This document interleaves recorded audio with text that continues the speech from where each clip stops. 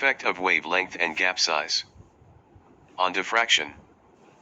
The gap width is about the same as the wavelength of the waves, 1 centimeter.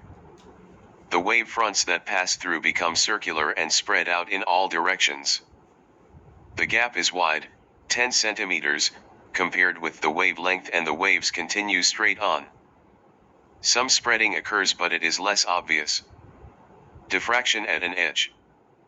For a single edge, diffraction will occur at the edge. The spreading and curvature of the wave front around the edge will be more noticeable for longer wavelengths. Periscope. A simple periscope consists of a tube containing two plane mirrors, fixed parallel to and facing each other. Each makes an angle of 45 degrees with the line joining them. Light from the object is turned through 90 degrees at each reflection, and an observer is able to see over a crowd, for example, or over the top an obstacle. In more elaborate periscopes like those used in submarines, prisms replace mirrors. Light pipes and optical fibers. Light can be trapped by total internal reflection inside a bent glass rod and piped along a curved path. A single, very thin glass fiber, an optical fiber, behaves in the same way. Light travels through a curved glass rod or optical fiber by total internal reflection. If several thousand such fibers are taped together, a flexible light pipe is obtained that can be used, for example, by doctors as an endoscope, to obtain an image from inside the body, or by engineers to light up some awkward spot for inspection. Increasingly, optical fibers are being used to carry telephone, high-speed broadband internet and cable TV signals as pulses of visible or infrared light.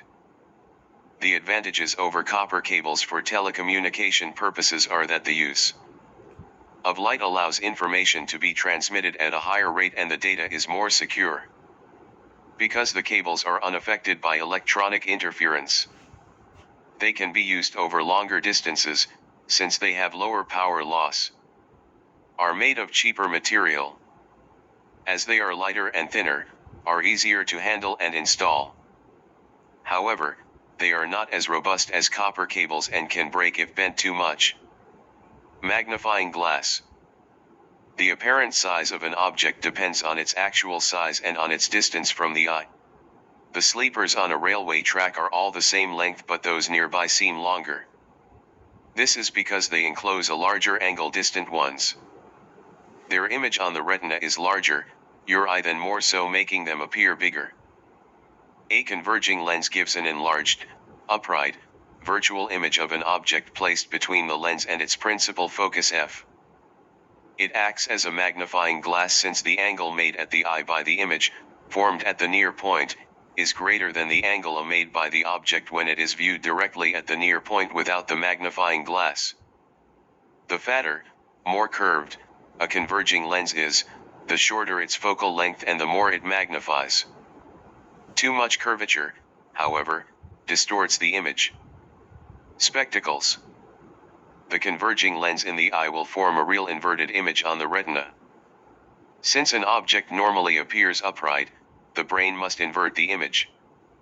The average adult eye can focus objects comfortably from about 25 centimeters, the near point, to infinity, the far point. Your near point may be less than 25 centimeters, it gets further away with age. Short sight. A short-sighted person sees near objects clearly but distant objects appear blurred.